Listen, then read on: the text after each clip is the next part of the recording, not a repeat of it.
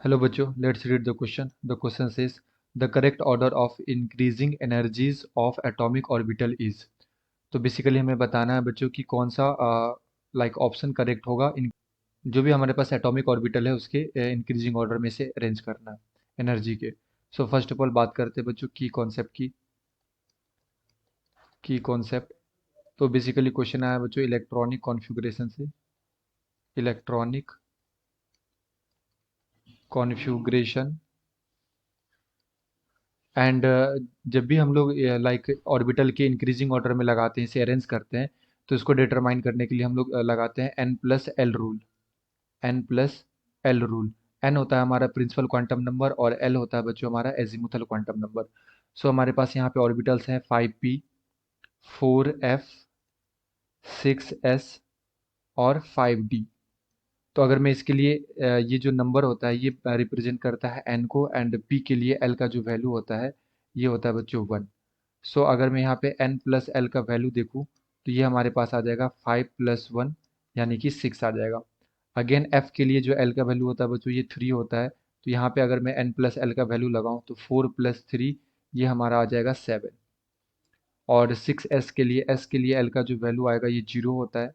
सो 6 plus 0 ये हमारा किसके इक्वल आ जाएगा, 6 के इक्वल आ जाएगा। और यहाँ पे 5d है तो d के लिए जो l का वैल्यू आता है ये आता है हमारे पास 2। सो 5 प्लस 2 ये हमारे पास कितना आ जाएगा, ये आ जाएगा 7। तो हम लोग ने क्या किया, n प्लस एल का वैल्यू फाइंड आउट कर लिया हर ऑर्बिटल के लिए। अब हमें ये देखना है कि किसका कम होगा। जिसका कम होगा n प्लस एल का वैल्यू उसका एनर्जी क्या होगा बच्चों, कम होगा। तो अगर मैं 5p की देखूँ तो इसका 6 है, और यहाँ पे 6s का भी क्या है, 6 है। तो दोनों का 6 6 हो गया, एंड 4f के केस में यहाँ पे 7 आ गया, एंड 5d के केस में यहाँ पे कितना आ गया, 7 आ गया। तो जब भी अगर n प्लस एल का वैल्यू सेम हो जाता है तो हम लोग क्या चेक करते हैं, n को। जिसका n का वैल्यू कम हो, इलेक्ट्रॉन पहले उसमें फिल होगा और उसका जो एनर्जी होता है वो कम होता है। यानी कि 5p में और 6s में n का वैल्यू किसका कम है, 5p का। तो सबसे पहले इलेक्ट्रॉन भरेगा बच्चों 5p के अंदर। ओके। उसके बाद हम लोग क्या देखेंगे, इलेक्ट्रॉन किस में जाएगा, उसके बाद जाएगा बच्चों यहाँ पे 6s के अंदर।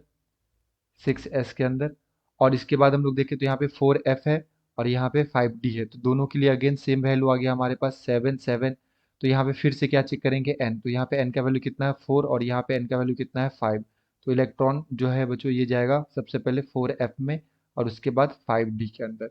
तो ये हमारा होगा एनर्जी का इंक्रीजिंग ऑर्डर। ठीक है, सबसे कम किसका, 5p का, उसके बाद 6s का, फिर 4f का, और फिर 5d का।